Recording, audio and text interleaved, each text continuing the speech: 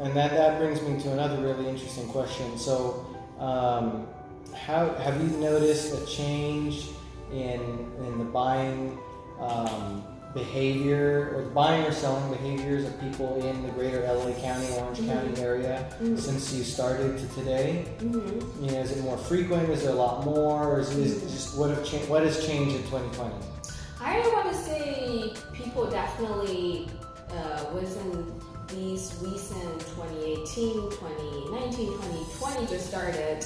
I definitely feel people are more ready. Okay. Especially emotionally. Okay. I think early on we are still very close to the economic downturn and housing market crash, and a lot of people are either, I'm not saying their house is under the water, but their life possibly is still under the water because of the employment opportunities were so minimum years back, and in comparison to now, and all the other economic opportunities were very scarce at that time. So I think emotionally people are ready to spend money and really achieve this, regardless whether you've done this for a long time or not. Buying a home usually is one of the most expensive purchase to a lot of people,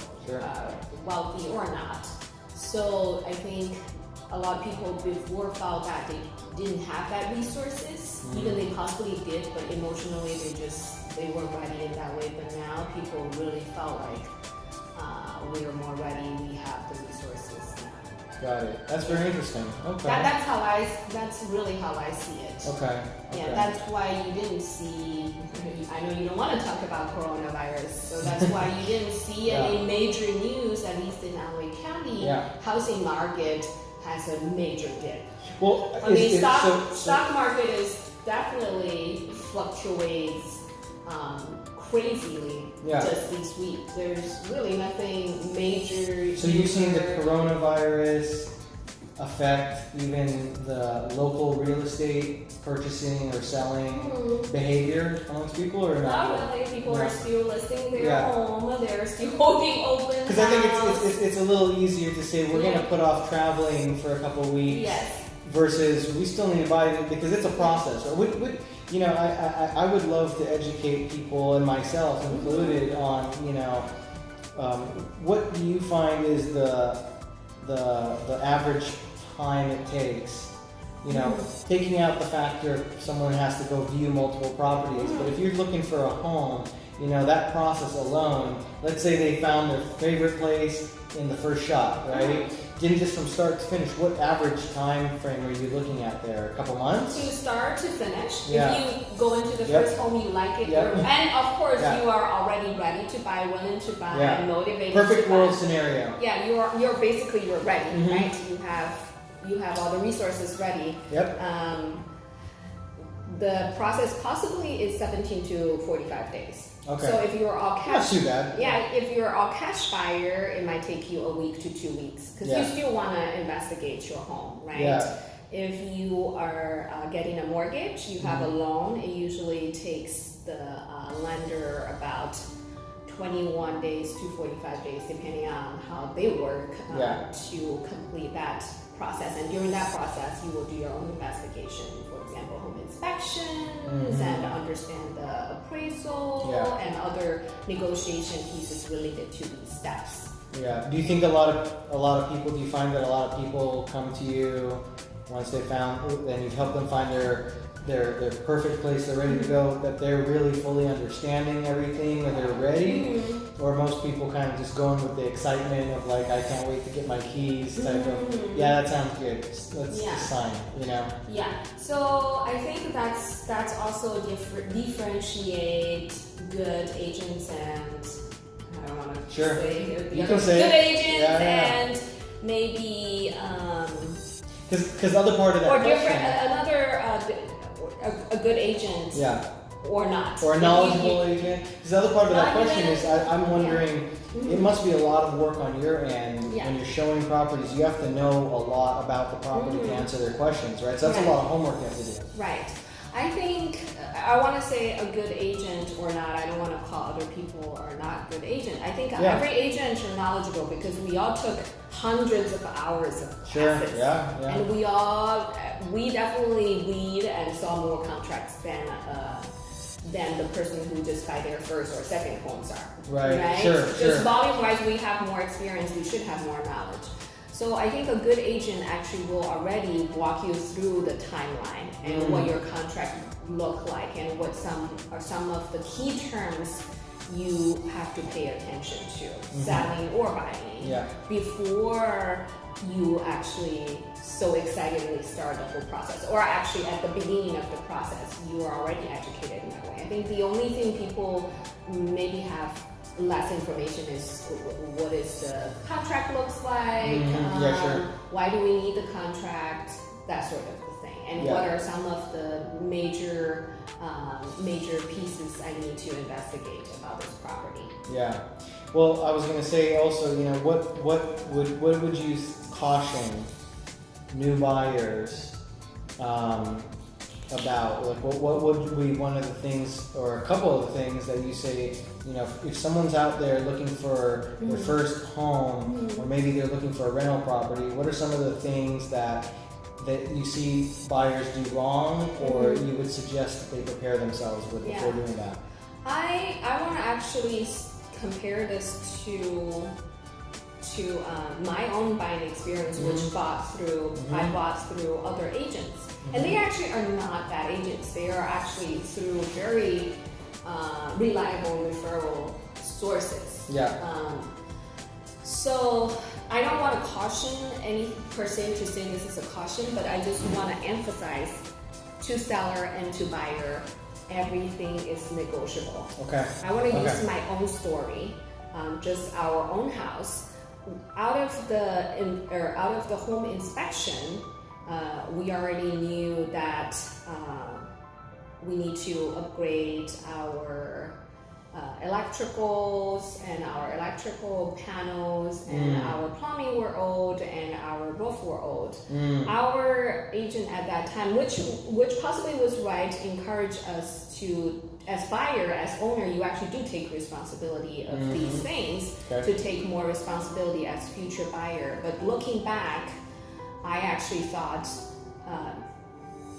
at that time we can negotiate a little bit more. And I think his purpose actually is really to help us to close the escrow so we can get our home. So it's not that he tried not to help us, but he found that if we ask for too much during that repair request period or home inspection period, after home inspection we can request repair if there is a reasonable request, right? And then we can talk more into the reasonable and not reasonable. But I feel like at that time we could have made some reasonable requests, which we didn't make. And if I were the agent for myself, I would absolutely ask for it. Got it. But using my own story as for that particular property as well, we also looked for property for too long. We looked for half a year. So we were tired to go through the nitty-gritty as well. So I just want to, again, emphasize everything is negotiable, and just ask everybody to be more level-headed, because buying and selling, especially homes you will live in, is highly emotional. Of course. So sometimes because of these emotions, maybe the seller or the buyer didn't make the best of decisions sometimes. And then and today, in today's climate, would you say that it's a good time for people to go out there shopping for their first purchase, or maybe second or third purchase? Some people have different opinions on that. What do you think? Yeah, of course. Everybody asks about, is this a good time to sell? Is it a good time to buy? And demystify that. What is that whole? Well, the market, is this something they hear on TV? So they have to repeat that you question? Hear on TV. We talk about it too. But what is it What really? do you think about the market? I always say I actually don't know about the market. I actually don't. I can't predict. Nobody can actually predict if the price will go down or go up, even tomorrow. Right. that's a little bit exaggerated. But really, I really can't have an accurate say if you wait for a year, next year home will be cheaper. Sure. Right? I mean, there's probably some things you can look out for, like if you're in a developing area, schools and jobs are coming in. Yeah. It's probably a better idea than if everything's leaving that area, right? Okay. Well, what about? But I can talk about this. Yeah. If we just talk about now, and we talk about coronavirus. Yeah. Why I think this doesn't have a major impact yet, but I don't know in the long run how it will affect us. First of all, interest rate is historically low already. Then right now, interest rate is 3-year low. So at the lowest point for the last 3 years. So if you bought a home last year with a loan, in comparison to you buy a home this year, your interest rate possibly is 1% different. 1% different almost can tell you can own 10% more home. So let's say last year home is cheaper, right? Yeah. And if every year homes becomes more expensive. Yes, this year's home is more expensive, but because you are having a loan, your monthly payment possibly is the same. Got it. Yeah. Yeah. But if you're a cashback buyer, then that's a different story, right? Because the interest rate doesn't affect you at all. If the home is more expensive, you are just paying cash. You're just paying more cash. Right. So if you are a first-time buyer, you're using a mortgage. Right now is still a good time to buy because you can still lock in a low interest rate, and your monthly payment is possibly the same, even though you're buying potentially a more expensive home. And when you're working with your clients, do you take responsibility for helping with the financial part of it? I do if they need help. So I want to say, was that something that you took on yourself to take initiative with, or is that just something that your organization instilled on you? I think it just kind of come naturally or organically.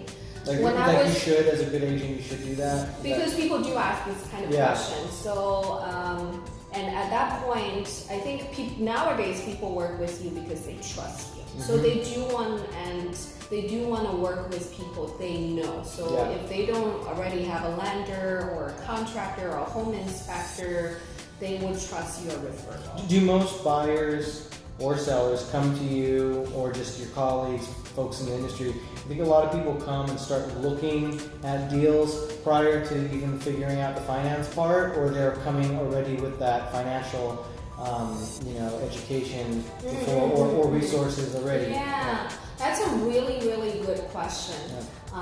Actually, there are both. Okay. And a lot of people are in the middle. Okay. So I can give you a recent story.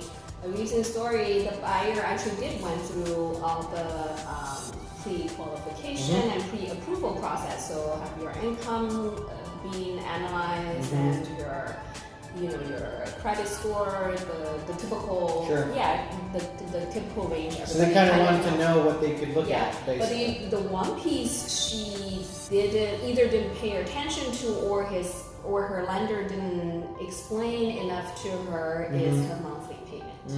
So this is all before everything become real action, right? So once real action kicking, when she looked at the monthly payment, she really couldn't stomach it. Was this for like traditional single-family home style products? Yeah. So just for her own residence. Yeah. So, and she's a older client, and so everybody has a different in different life stage. They have different priorities. I can understand because she's also looking at retirement. So for young people, even you think, okay, the monthly payment, and by the way, nowadays, in comparison to when the housing market crashed, nowadays lender usually won't loan you money if you can't afford it.